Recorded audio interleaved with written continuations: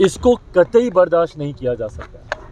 UP Bihar के लोगों को फर्जी कहना, ये कहना कि ये लोग फर्जीवाड़ा करते हैं, आके पहचान पत्र बनाते हैं, किस तरीके की सोच है ये कि एनडीए के सामने कम से कम अब विपक्ष कहीं नहीं ठहरता। मुझे तो बिहार में भी नहीं पता। आज अभी हम लोग महामहिम के साथ बैठे हुए थे और उसमें ये चर्चा हुई कि ये वही यूपी बिहार के लोग हैं।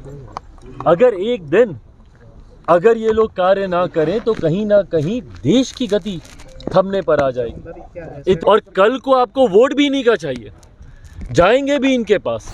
क्या चाहते हैं पूर्व मुख्यमंत्री अरविंद केजरीवाल जी कि भारत में अब ड्यूअल सिटीजनशिप लागू कर दी जाए क्या? कौन कौन से देश से तुलना की थी कि दिल्ली को ये बना देंगे? क्या क्या कहा था कि दिल्ली की सड़कें कैसी कर देंगे तो पानी कैसा वहाँ का हो जाएगा। नमस्कार, स्वागत है आपका लाइव बिहार में। मैं हूँ आपके साथ है संजीव सिंह। कि लोक जनशक्ति पार्टी रामविलास के राष्ट्रीय अध्यक्ष और केंद्र सरकार में मंत्री हैं चिराग पासवान अभी राजभवन पहुँचे, जहाँ उन्होंने नवनियुक्त राज्यपाल आरिफ मोहम्मद खान से तकरीबन आधे घंटे तक मुलाकात की है। उनकी मुलाकात के बाद चिराग पासवान बाहर आए और मीडिया कर्मी को संबोधित करते हुए अंदर क्या क्या बातचीत हुई है एक एक करके तमाम चीज़ को बताया। सीएम फेस को लेकर के बातचीत हुई है और साथ ही साथ बीपीएससी के मुद्दे पर भी राज्यपाल से बातचीत हुई है। क्या कुछ कहे तो हम चीज़ों के चिराग पासवान आइए आपको सुनाते हैं। इसको कतई बर्दाश्त नहीं किया जा सकता। यूपी बिहार के लोगों को फर्जी कहना, ये कहना कि ये लोग फर्जीवाड़ा करते हैं, आके पहचान पत्र बनाते हैं, किस तरीके की सोच है ये? आज अभी हम लोग महामहिम के साथ बैठे हुए थे और उसमें ये चर्चा हुई कि ये वही यूपी बिहार के लोग हैं। अगर एक दिन अगर ये लोग कार्य ना करें तो कहीं ना कहीं देश की गति थमने पर आ जाएगी। इतना महत्वपूर्ण योगदान है और ये किस तरीके की बांटने की सोच है। क्या चाहते हैं पूर्व मुख्यमंत्री अरविंद केजरीवाल जी कि भारत में अब ड्यूअल सिटीजनशिप लागू कर दी जाए क्या? क्या आप देश के नागरिक अलग और राज्य के नागरिक अलग?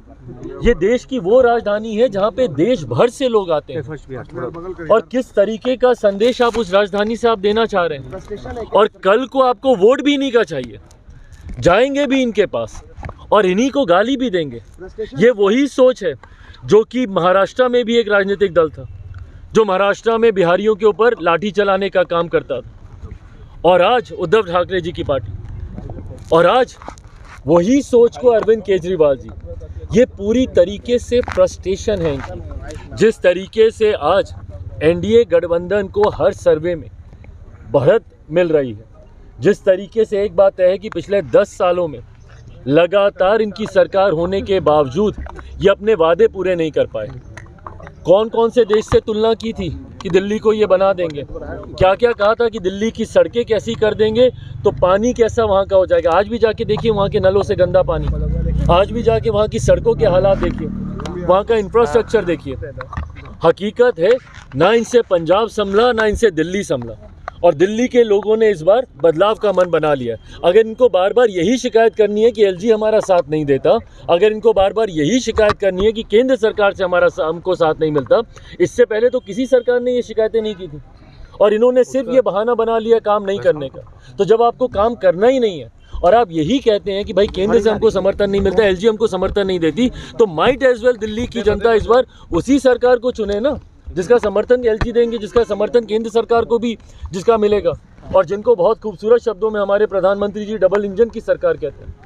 इस बार ये बात तय है कि 8 फरवरी को जब परिणाम आएंगे तो दिल्ली में डबल इंजन की सरकार होगी। भाजपा के नेतृत्व वाली एनडीए की सरकार दिल्ली में बनने जा रही है, इसमें कहीं कोई संदेह नहीं।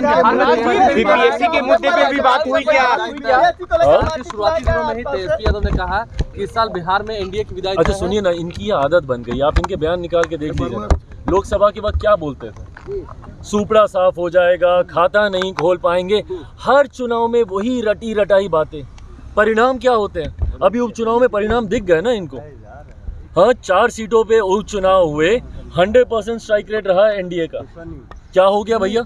ऐसे जिनको ये अपना गढ़ मानते थे, जहाँ पे अपना आधिपत्य ये मानते थे कि भाई कुछ हो जाए, बेलागंज जैसी सीटें, ये सारी सीटें हम लोग कभी जीतेंगे नहीं। वहाँ पे वो कौन सी सीट, वो जो पांडे जी की थी, वो जीता वहाँ से, तरारी वाली सीट। ये तमाम सीटों पर ये लोग मान के चलते थे कि ये हमारे पॉकेट की सीटें हैं। क्या हो गया भैया? 4 सीटें हार गए।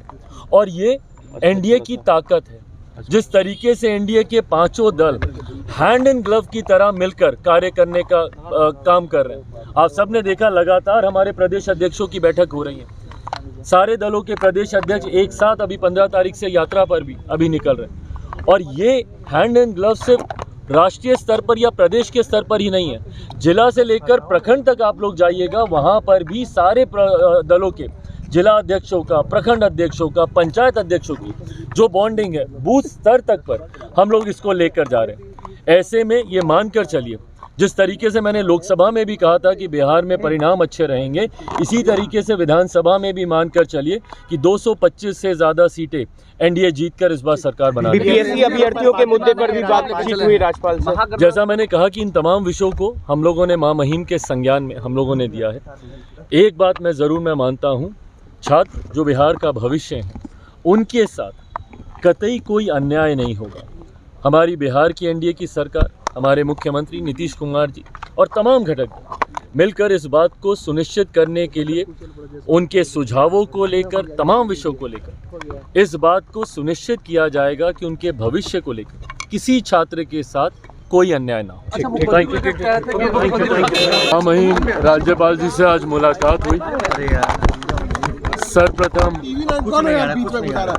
बिहार में जिस तरीके से इस चुनावी वर्ष में जो बिहार और बिहारियों के लिए एक महत्वपूर्ण साल है, इस साल में देश के मुझे लगता है सबसे अनुभवी नेताओं में से एक मां महिम राज्यपाल जी को बिहार प्रदेश के राज्यपाल की जिम्मेदारी दी गई। इस उपलक्ष्य पर मैं मेरी पार्टी की तरफ से एक प्रतिनिधि मंडल जिसमें पार्टी के तमाम वरिष्ठ नेता शामिल थे, हम लोगों ने मां महिम से मुलाकात कर उनका स्वागत किया और ये विश्वास जताया कि उनके नेतृत्व में बिहार चुनावी साल में प्रवेश कर रहा है। ऐसे में उनका मार्गदर्शन हम सब के लिए अति महत्वपूर्ण है।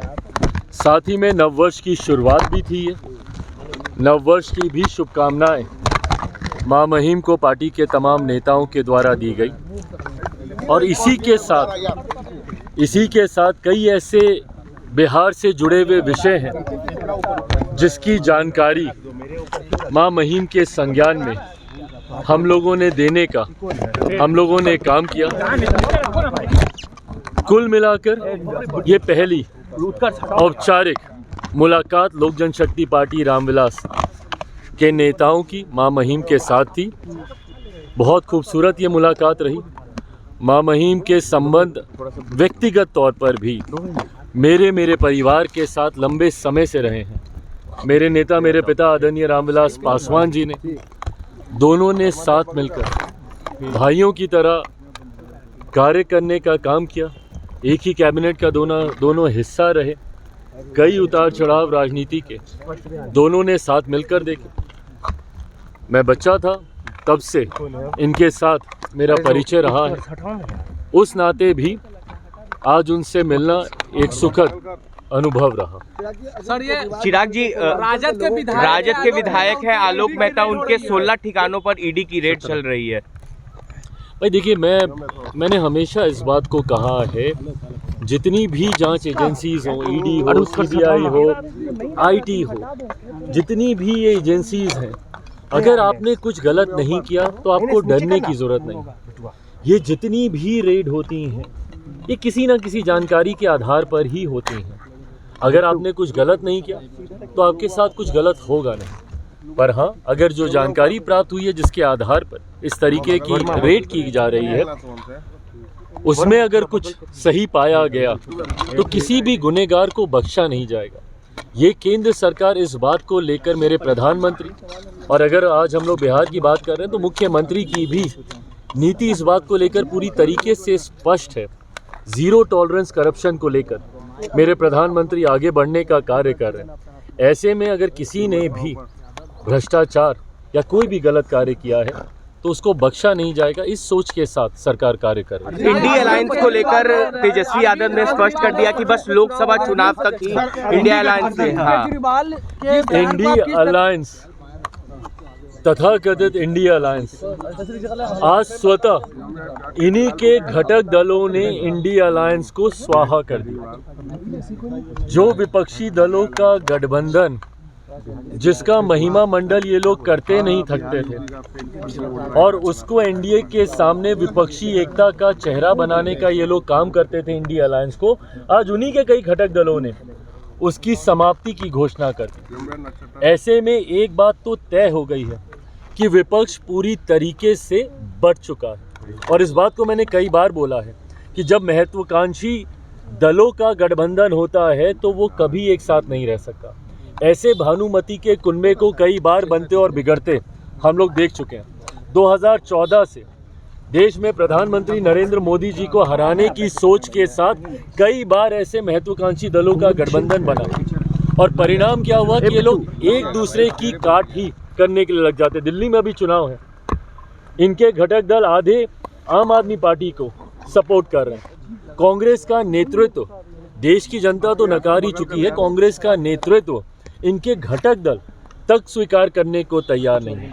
तो ऐसे में एक बात तय है कि एनडीए के सामने कम से कम अब विपक्ष कहीं नहीं ठहरता। मुझे तो बिहार में भी नहीं पता, जब केंद्र में अगर विपक्ष की यह हालत है तो क्या राजद, वाम दल, कांग्रेस, ये तमाम दल एक साथ मिलकर चुनाव लड़ेंगे?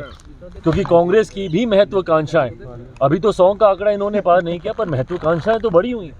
चुनाव आते आते तक बिहार में भी ये इंडिया अलायंस है, महागठबंधन है, यूपी है, मुझे नहीं पता कि क्या है, पर मुझे नहीं लगता कि चुनाव आते आते तक बिहार में भी विपक्षी दल एक साथ रह पाएंगे। हाँ।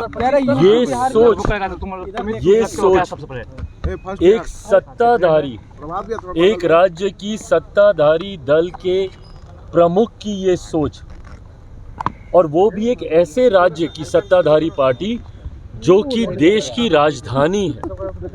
आम आदमी पार्टी के प्रमुख पूर्व मुख्यमंत्री अरविंद केजरीवाल जी ने जिस तरीके से यूपी बिहार के लोगों को लेकर आपत्तिजनक टिप्पणी करने का काम किया है।